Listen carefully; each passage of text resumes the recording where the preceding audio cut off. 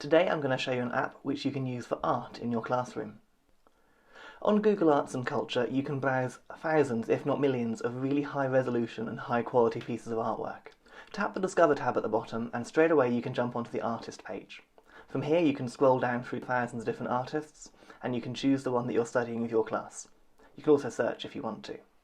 On the artist page you can then browse a story about the artist from different galleries around the world, or you can scroll down to the actual artworks themselves.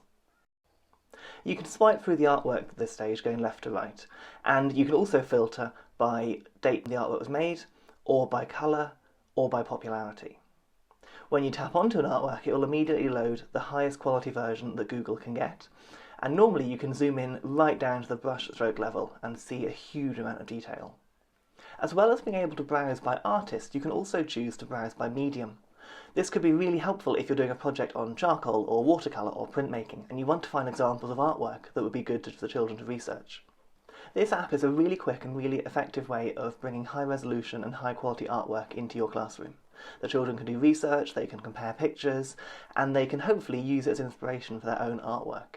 Give it a try, explore, and see what you can find on Google Arts and Culture.